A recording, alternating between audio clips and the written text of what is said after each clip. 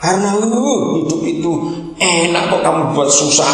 Nah, saya itu pasti ngomong. Sekarang sampai hari ini saya masih terlibat dengan keluarga ini. Ini keluarga Islam, bukan Kristen. Lalu terbuka pembicaraan. Dan akhirnya untuk 2 hari ke depan saya merubah arah. Saya harus ketemu ibunya. Jadi bapaknya itu ditangkap karena jebakan. Jadi pulang dari pasar. Ini pegawai negeri dari salah satu departemen di kabupaten itu. Sampai rumah diikuti polisi. Lalu kaget. Kenapa? Polisi cuma tanya, helm bapak mana? Loh, dia bingung. Kenapa tanya helm polisi? Setelah begitu helmnya diserahkan. Di dalam helm ditempel 2 pil ekstasi. Dia kaget. Nah itulah hukum Indonesia nggak pernah kuat. Jadi dia pulang dari pasar, mau motor diparkir. Rupanya ada orang nggak suka, ditempel pil itu, lalu ada yang lapor. Nah ini keluarga pegawai negeri biasa, punya uang dari mana? Saudara, nah dalam 3 bulan terakhir ini saya berurusan dengan keluarga itu. Dan saya coba kenalkan karena saya banyak. Jadi salah satu tugas saya sekarang juga mengurusi banyak orang di penjara untuk ngurus PB, pembebasan bersyarat. Tahun 2007 ini ada 3 orang yang saya bisa bebaskan dari pembebasan bersyarat setelah hukumnya jalan sekian waktu. Tanggal 30 November kemarin saya bayar 3,5 juta untuk bapak. Dan mereka heran. Mereka tahu bahwa agama kami beda. Yang saya bilang pada keluarga itu, karena ini tugas saya, bukan karena agama, bukan karena.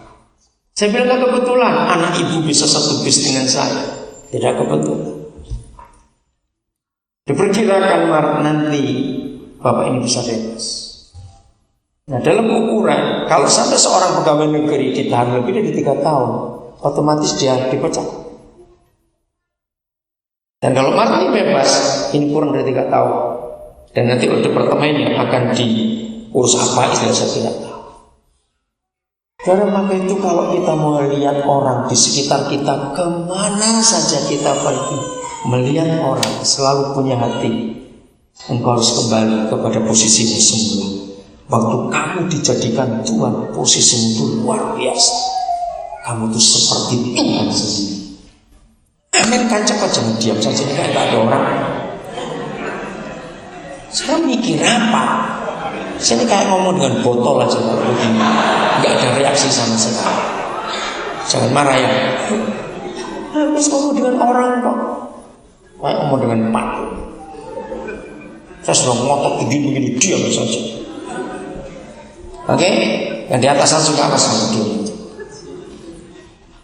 Nah jadi tiap kali kita jumpa orang, langsung miliki hati kasih itu. Oh, jangan bentak, marah itu aneh. Enggak. Jadi begitu tiap kali lihat orang, saudara, miliki hati kasih itu, aku harus membawa orang ini untuk menyadari posisi semula itu seperti apa. Jadi gak ngomong masalah agama, gak ngomong masalah Tuhan, tidak. Sebab Kejadian 1:26 itu untuk semua manusia di dunia ini. Firman yang Bapa kita berikan kepada kita dalam Alkitab itu bukan cuma untuk orang Kristen. Katakan amin. Firman berlaku untuk semua orang. Itu hati Yesus yang luar biasa. Begitu ayo dengan serius kita mengerjakan. Ya, kembali ke Yohanes 1 tadi. Yohanes Pembaptis hanya berdiri di tempat yang kemarin dengan 2 orang muridnya. Waktu mereka bertiga sedang berdiri, Yesus lewat. Ini kan hidup sehari-hari. Saudara berdiri di mana orang lewat, sering toh? Nah, maka itu biasakan. Kalau ada orang depan saudara. Perhatikan orang itu. Orang egois, walaupun di depannya lewat lalu lalang ribuan orang, orang egois nggak pernah perhatikan orang-orang itu. Orang egois hanya perhatikan diriku sendiri. Betul tidak? Maka itu kalau orang egois nggak bisa diajak misi. Sebab buat orang egois dunia cuma milik dia sendiri, itu kontrak. Dia nggak pernah pusing dengan orang lain, itu orang egois. Orang egois berkata, boro-boro ngurus orang lain, untuk ngurus aku juga ada waktu. Nah, itu orang egois. Yohanes Pembaptis nggak egois. Waktu dia lihat Yesus lewat, dia ngomong, lihatlah anak domba Yahweh. Yang sudah, cuma begitu saja. Dua orang muridnya langsung ikut. Nah, kalau Yohanes Pembaptis egois, dia bilang, kamu ikut siapa? Karena kan muridmu. Kenapa kamu pindah guru yang lain? Enggak begitu dia. Dia mengizinkan dua orang muridnya itu. Saudara lihat, apakah untuk mengatakan lihatlah anak domba Yahweh itu perlu sekolah Alkitab? Coba jawab, perlu tidak? Enggak, ini karena pengalaman. Oh, aku kenal orang itu, memang dia anak domba Yahweh. Saudara, kata yang singkat, kalimat yang singkat, cuma 4 kata.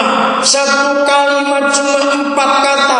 Lihatlah, 1 anak, 2 domba, 3 Yahweh, 4 kata. Dalam satu kalimat, 2 orang diselamatkan pada hari itu. Apa yang membuat 2 orang murid ini bisa tertarik dengan 4 kata dalam satu kalimat? Ayat 38. Tetapi Yesus menoleh ke belakang. Ia melihat bahwa mereka mengikut dia, lalu berkata kepada mereka, apakah yang kamu cari? Wajar kalau ditanya, apa yang kamu cari? Kata mereka kepadanya, Rabi, artinya guru, di manakah engkau tinggal? Saudara, lebih dari 20 tahun ini, waktu saya bermisi, saya menggunakan terminologi sederhana dalam itu.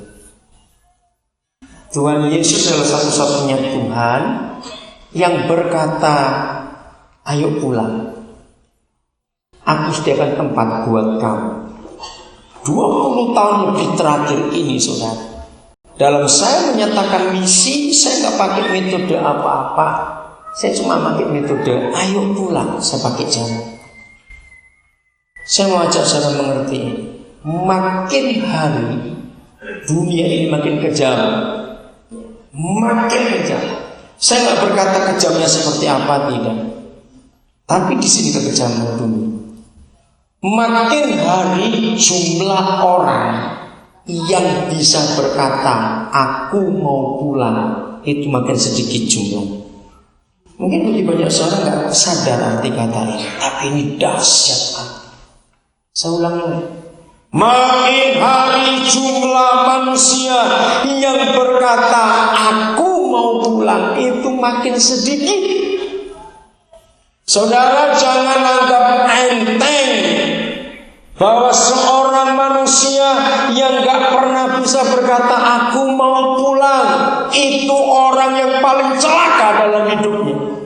Lihat, saya masih ingat 1 Januari 2005 pidato Sekjen PBB, selalu saya ikuti itu. 1 Januari Sekjen PBB pasti pidato untuk memberitahukan kepada semua negara anggota PBB untuk tahun yang akan datang ini apa yang harus kita kerjakan. Nah, pidato Kofi Annan tahun ini persis 6 hari setelah tsunami 2004 26 Desember. Maka Kofi Annan berkata banyak, salah satu saya simak. Maka persoalan dunia yang paling besar 2005 dan seterusnya adalah